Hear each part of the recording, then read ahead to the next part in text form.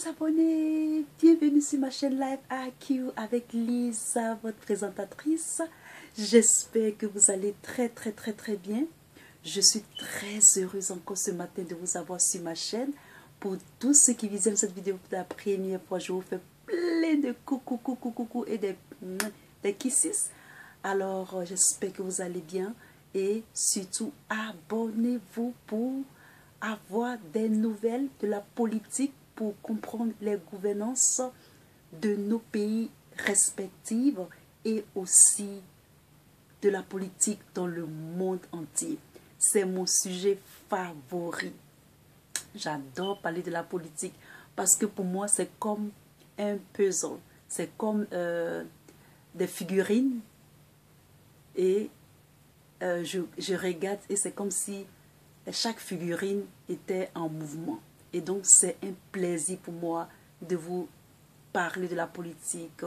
Pour moi c'est comme un jeu, ça m'amuse, ça me fait réfléchir. J'adore parler de la politique. Pourtant, je n'ai jamais fait d'études, de politique, mais j'ai toujours aimé parler de la politique parce que j'aime tout ce qui est complexe, tout ce qui est compliqué et j'adore. Alors, bienvenue sur Live AQ encore avec Lisa, votre présentatrice. Vous êtes très bienvenue. Alors, c'est parti pour cette vidéo. Cette vidéo, c'est pour juste comprendre un peu les politiques, surtout la politique. Cette politique dans le monde entier. Moi, Lisa, j'ai ça dans ma petite tête et j'essaie de comprendre les choses. C'est trop fun, c'est trop amusant, c'est trop rigolo. J'adore ça. Alors, je vais vous faire comprendre qu'est-ce qui se passe actuellement dans le monde.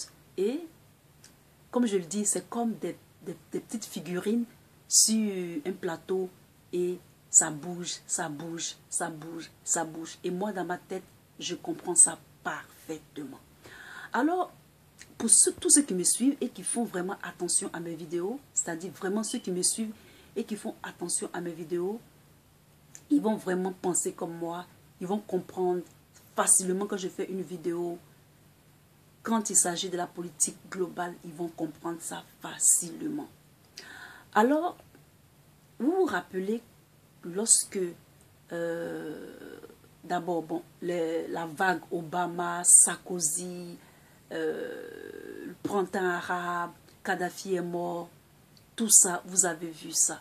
On a passé cet événement-là, ces événements-là, on a passé cette période-là. Alors la nouvelle vague est venue, c'est-à-dire Macron, le président de la République, des États-Unis, etc., etc. Et donc, lorsque Macron a été élu, et aux États-Unis, Donald Trump a été élu. Si vous m'avez suivi, et vous avez suivi mes vidéos, quand ces deux personnages-là ont été élus, moi, Lisa, je vous avais dit que les Africains dormiraient mieux. Pourquoi est-ce que j'ai dit ça? Parce que lorsque j'avais analysé la politique autant d'Obama, de Sarkozy et autres, j'avais vu que les rapports entre la France, c'est-à-dire les rapports européens et les rapports américains, étaient des rapports plus de coalition. Ils dansaient en synchronie la même danse. C'est-à-dire qu'ils étaient de connivence, ils étaient ensemble. C'est la raison pour laquelle ils ont pu abattre le colonel Kadhafi. Alors, cette vague-là est partie et il y a une nouvelle vague. Et comme il y a une nouvelle vague, j'avais déjà prédit que ils n'allaient pas, quand ils ne s'entendent pas, quand ils ne se comprennent pas, c'est une bonne chose pour les Africains. Et que c'était le moment de faire les changements. Alors, Emmanuel Macron a été élu. Trump a été élu. Et donc, puisque Hillary Clinton n'est pas partie, mais plutôt n'a pas été, elle est partie et que elle n'a pas été élue, ça a changé le climat politique américain. Le climat politique américain a complètement changé. Et c'est une bonne chose pour nous les Africains. Et encore, ça s'est empiré lorsque Donald Trump a déclaré le El-Quad, c'est-à-dire il a déclaré le El-Quad, c'est-à-dire Jérusalem, comme capitale d'Israël. Ça a encore enfoncé la désunion entre les États-Unis et l'Europe et les puissances européennes. Et donc, de nos jours, dans la politique dans laquelle nous vivons, c'est-à-dire des grandes puissances et des entités même, et des puissances, soit faibles africaines, chacun évolue selon son intérêt. Parce que Macron et Donald Trump n'ont pas les mêmes idées. Donald Trump, c'est vrai, c'est un républicain, mais sa manière de procéder est différente que Donald Trump. Donald Trump, les intentions de Donald Trump, c'est qu'il voudrait que les États-Unis reprennent cette gloire d'ancien, c'est-à-dire d'antan. Cette gloire de l'Amérique est formidable, le rêve américain, etc. Alors que le jeune Macron, il est entraîné, il est poussé par les Rothschild, puisqu'il a travaillé pour Rothschild, il est poussé par les capitalistes, l'oligarchie. Ce n'est même plus même l'oligarchie française même, mais c'est plutôt l'oligarchie européenne. Et donc,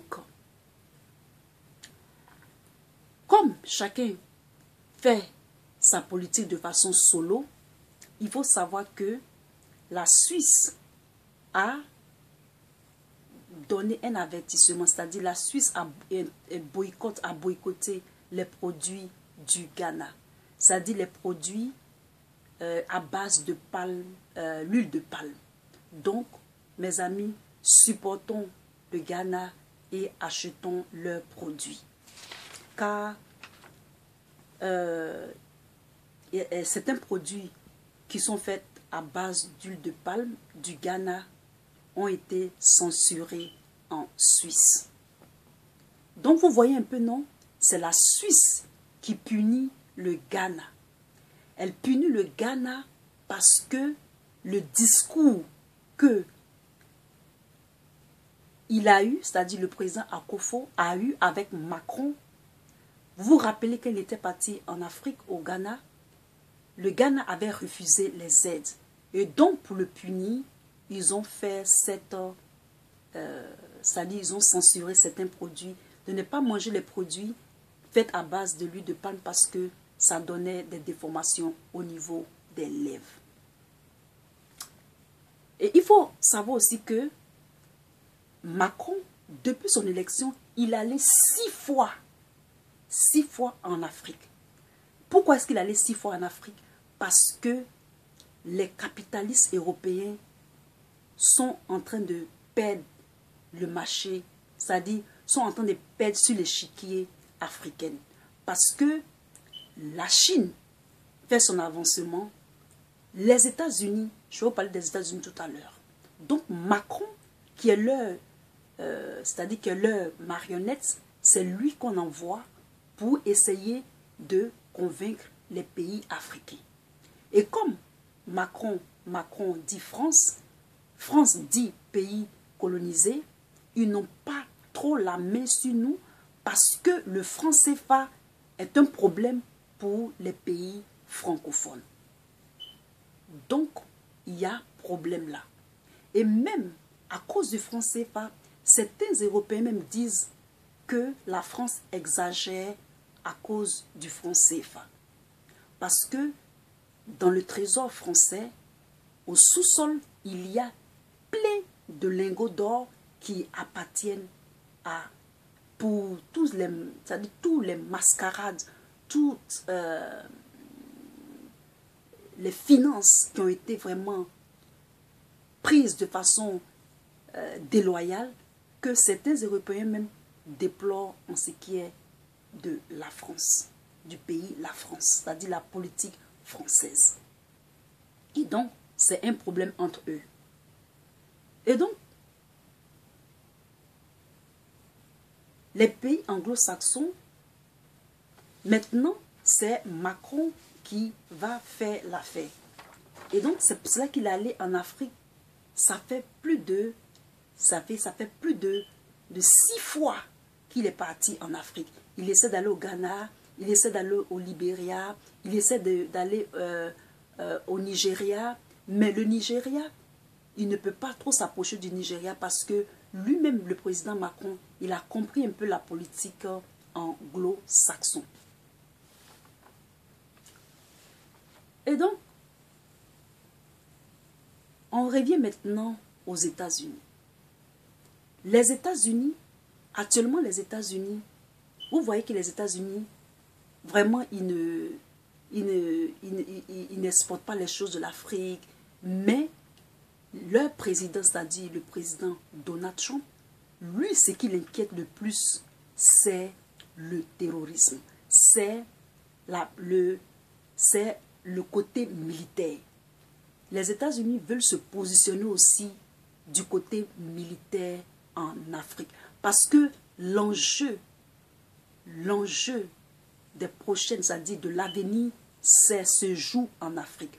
Et donc, les États-Unis aussi viennent maintenant pour se positionner de façon militaire. Parce que ça c'est leur inquiétude. Sinon, les États-Unis, ils sont assez riches. Les États-Unis, ils ont des réserves de pétrole. Ils cachent, ils ont des réserves de pétrole, mais ils ont des forêts. Les États-Unis, vraiment, c'est une puissance. Et ils cachent. Mais eux, ils veulent aussi s'implanter en Afrique. Si vous découvrez l'ambassade qu'ils ont construite en Côte d'Ivoire, l'ambassade des États-Unis, vous n'allez même pas croire. Donc, ça vous dit que l'enjeu politique du monde se passe en Afrique. Tout le monde veut sa part de gâteau et la France perd un peu ses repères.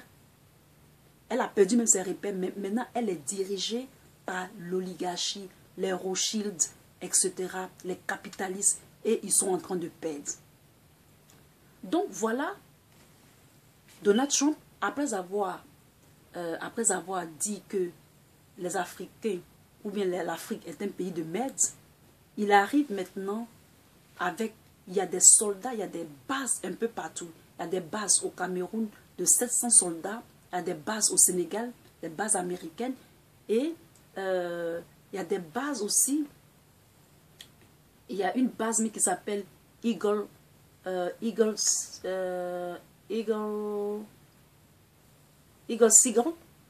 Seagull, et c'est ces bases, il y a des bases au Niger et à Djibouti, etc., etc.